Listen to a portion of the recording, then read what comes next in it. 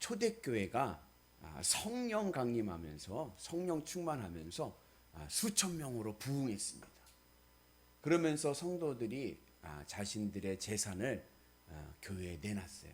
그리고 그 재산들을 가지고 유무상통하게 됩니다. 그때에 교회가 이제 그 유무상통하는 가운데서 구제와 봉사의 일을 하게 됩니다. 그래서 사도들이 이제 물품을 사고 음식을 사가지고 그리고 나누어 주는 일들을 하게 됩니다.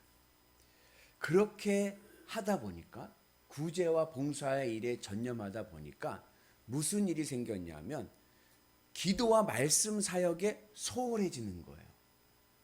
그래가지고 사도들이 기도와 말씀 사역에 전념하기 위해서 7집사를 뽑습니다.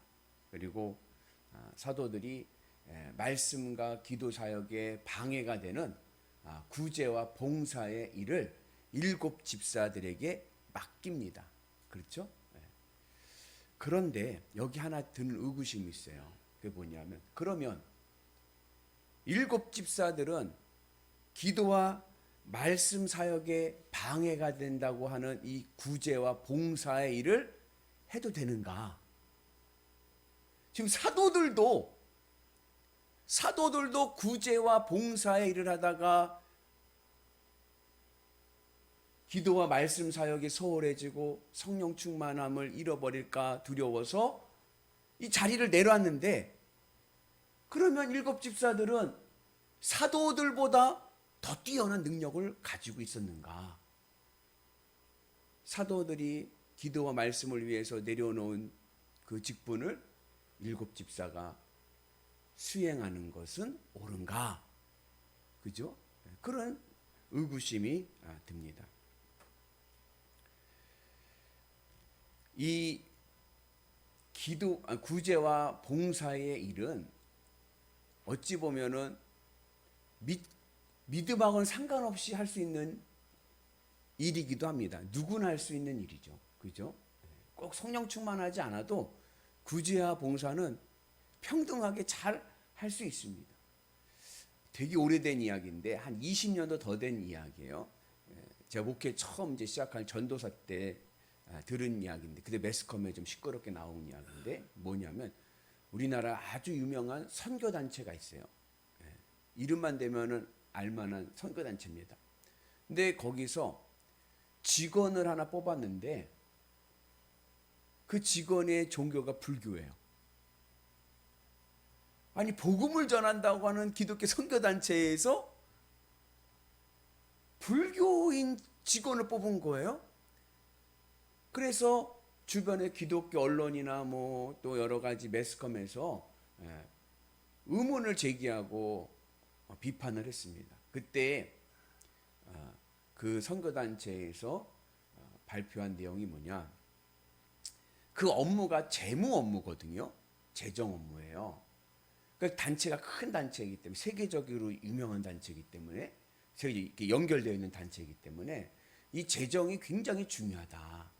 그리고 그 재정을 감당할 적임자를 찾다 보니까, 업무 능력을 따지다 보니까 지원자들 중에서 이 사람이 제일 나았다 해가지고 어떻게 하다 보니까 불교 신자를 뽑게 됐다, 그런 거예요. 그래서 불교 신자가 기독교 선교단체에, 복음 전하는 선교단체의 곡간을 책임지는 일을 하는 아주 아이러니한 일이 생긴 거예요. 나중에 이제 알고 보니까 그분이 그 대표의 친척이었어요. 그 정식 직원이라 해고를 못한다고 그러더라고요. 정식으로 했기 때문에, 정직원이기 때문에.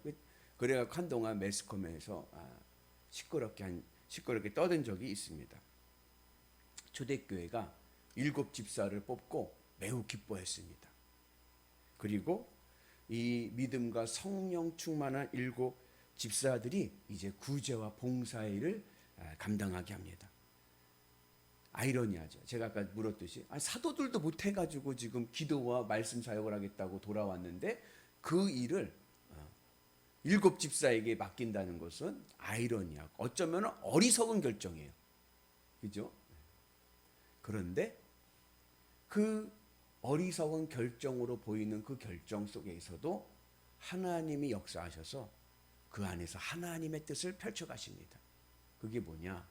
그 일곱 집사들을 뽑기는 구제와 봉사의 일을 위해서 뽑았는데 쓰기는 다음 세대 사도들을 위한 사도로서 쓰임을 받는 그러한 일을 하게 됩니다. 그래서 사도행전을 가만히 읽어보면요, 이 일곱 집사들의 행적에 그들이 구제와 봉사를 열심히 하였더라, 그런 구절은 한 구절도 없습니다. 그럼 그 일곱 집사들은 어디에 쓰임 받았느냐? 말씀 사역에 쓰임 받고, 복음 전도에 쓰임 받고, 사도들이 했던 그 역할을 그 일곱 집사들이 이어갑니다. 그 대표적인 예가 오늘 나오는 스데반 집사입니다. 우리 8절의 말씀인데 같이 있습니다. 스데반이 은혜와 권능이 충만하여 큰 기사와 표적을 민간에 행하니. 성경이요, 스데반이 은혜와 권능이 충만하여 구제와 봉사의 일을 탁월하게 하였더라가 아니라 스데반이 은혜와 권능이 충만하여 큰 기사와 표적을 행하였더라. 큰 기사와 표적을 행하는 사역은 누구의 사역이었냐면 사도들의 사역이었습니다. 근데 이 스데반이 뽑히기는 구제와 봉사의 일을 뽑혔는데 일은 사도의 사역을 하는 거예요. 큰 기사와 큰 능력이 일어납니다. 더욱이 이제 앞으로 나올 이야기를 보면은 이 스데반이 어떠한 사역을 성경에 기록을 하고 있냐면 복음 전도 사역을 기록을 합니다. 사람들 앞에서 복음을 전하는 말씀 사역을 하게 되죠. 그래서 초대교회가 일곱 집사를 뽑을 때의 목적은 구제와 봉사의 일을 위해서 뽑았는데 아이러니한 어리석은 결정같이 보였지만 그러나 그것을 하나님께서는 사도의 다음 세대를 준비하는 사도로서 사용하시고 그리고 하나님의 큰 역사를 이루게 하십니다. 여러분, 교회 안에서 기도와 말씀 사역, 성령 충만하지 않아도 될 사람은 아무도 없습니다. 교회의 본질은 기도와 말씀 사역이고 성령 충만한 거예요. 그 외에 다른 것은요 다 부차적인 것입니다. 그래서 오늘 우리가 해야 될 일은 기도와 말씀 사역에 최선을 다하고 그리고 성령 충만한 은혜가 있기를 축복합니다. 그래서 그런 경우가 또 있어요. 뭐 교회에 이제 그 행사를 중심으로 하는 교회들이 있어요. 교회라는데 그냥 계속 프로그램으로 계속 돌리는 거예요. 그냥 막 바쁘게. 물론 그것도 좋지만 그거 하다가 주객이 바뀌는 수도 있습니다. 그래서 늘 기도와 말씀 그리고 성령 충만의 은혜가 있기를 축복합니다. 그리고 요즘에는 교회에서 이제 큰 교회들 보면 오케스트라가 있어요. 오케스트라가 여러분들도 기독교 TV 같은 데 보면 나오죠. 그냥 오케스트라. 근데 그 오케스트라의 대부분은 그게 교인 아닙니다. 알바예요, 알바. 그래가지고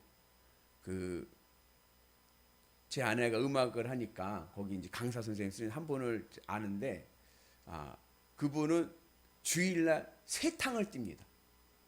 세 교회 가는 거예요.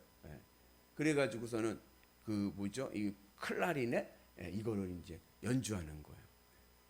그래서 이게 아무리 은혜로운 찬송을 하는 것도 좋지만 근데 그 찬송하는 분이 연주하는 분이 믿음이 없는 분인 건 또 아이러니하지 않습니까?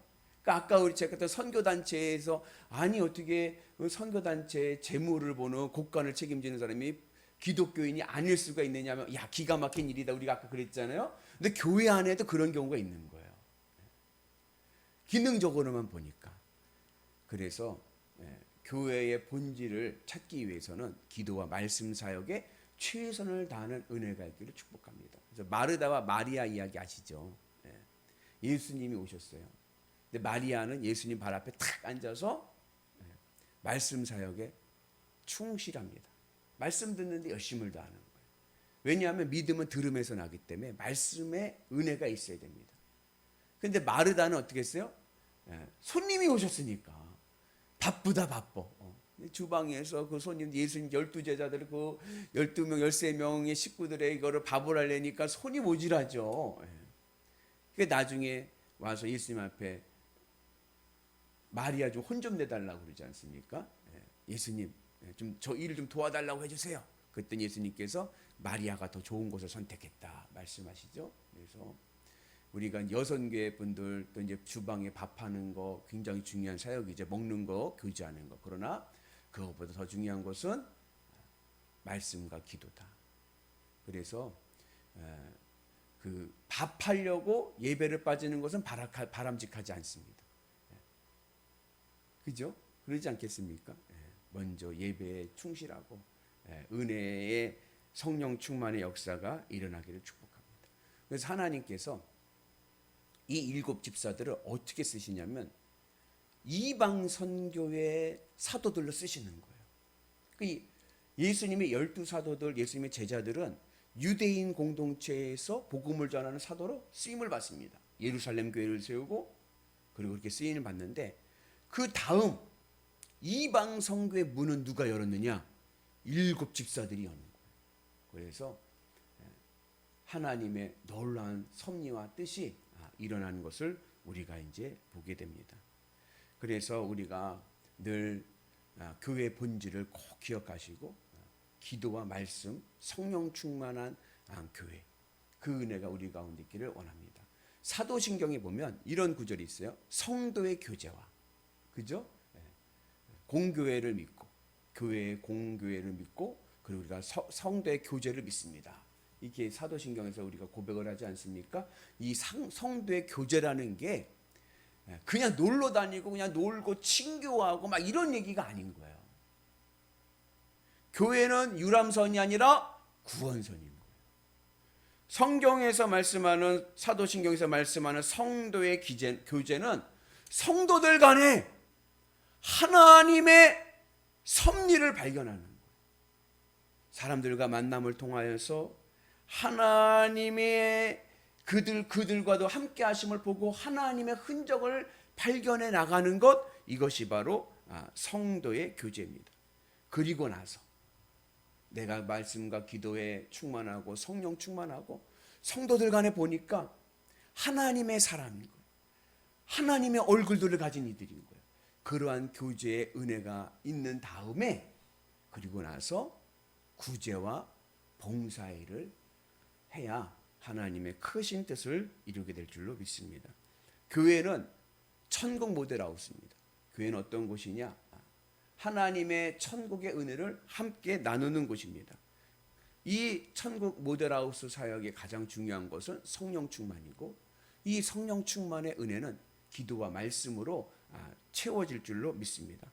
그렇게 내 마음이 하나님 나라의 가치로 기쁘고 만족하고 행복한 그런 은혜의 상태가 되고 나서 세상을 향해 나가서 또 교회가 세상을 위해서 구제와 봉사일을 할 때 그것이 세상에 하나님의 뜻을 이루는 놀라운 사역이 될 줄로 믿습니다.